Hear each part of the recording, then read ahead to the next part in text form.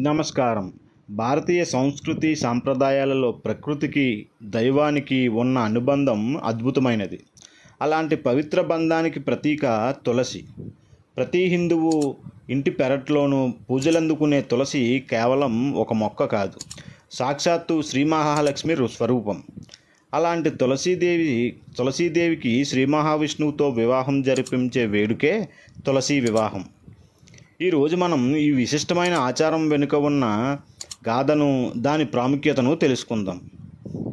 పురాణాల ప్రకారం జలంధరుడు అనే రాక్షసుడు ఉండేవాడు. అతను తన అపారమైన శక్తితో ముల్లోకాలను గడగడలాడించాడు. దేవతలు అతన్ని ఓడించడం అసాధ్యంగా మారింది.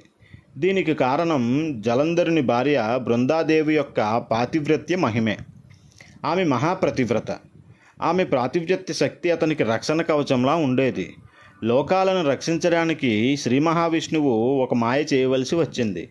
ఆయన జలంధరుని రూపం ధరించి బృందాదేవి వద్దకు వెళ్ళాడు. తన భర్తే వచ్చాడని భ్రమపడిన బృంద ఆయనకు సేవలు చేసింది. ఆ విధంగా ఆమె పాతివ్రత్యానికి భంగం కలిగింది. అదే అదునుగా దేవతలు జలంధరుని సంహరించారు. అసలు విషయం తెలుసుకున్న బృంద తనను మోసం చేసినందుకు విష్ణువును "నువ్వు రాయిగా మారిపో" అని శపించింది. ఆ శాపానికి కట్టుబడి శ్రీహరి బృంద నీ పాతివ్రత్యంలోనికి లోకానికి ఆదర్శం. నువ్వు తులసి మొక్కగా భూమిపై అవతరించి నాకు అత్యంత ప్రీతిపాత్రురాలివి అవుతావు. నేను సాలగ్రామ శిలారూపంలో నీ చెంతనే ఉంటాను. నిన్ను పూజించనిదే నా పూజ సంపూర్ణం కాదు అని వరం ఇచ్చాడు. ఆ బృందాదేవే తులసిగా అవతరించింది. బృందకు ఇచ్చిన వరం ప్రకారం ప్రతి సంవత్సరం కార్తీక మాసంలో శుక్లపక్ష ద్వాదశ రోజున శ్రీ మహావిష్ణువు సాలగ్రామ రూపంలో తులసిని వివాహం చేసుకుంటాడు.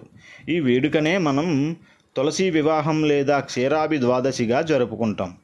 ఈ రోజున తులసి కోటను అందంగా అలంకరించి తులసి మొక్కకు చీర, గాజులు, పసుపు, కుంకుమలతో అలంకరిస్తారు.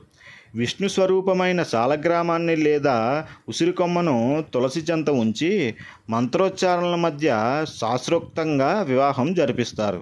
తులసి వివాహం చేయడం వల్ల ఇంట్లో ఉన్న కష్టాలు, నెగిటివ్ ఎనర్జీ తొలగిపోయి సుఖ సంతోషాలు, అష్ట ఐశ్వర్యాలు కలుగుతాయని భక్తుల ప్రగాఢ విశ్వాసం. వివాహం కాని కన్యలు ఈ పూజ చేయడం వల్ల మంచి భర్త లభిస్తాడని, వివాహిత స్త్రీలు చేయడం వల్ల వారి మాంగళ్యం కలకాలం నివసిస్తుందని నమ్మకం.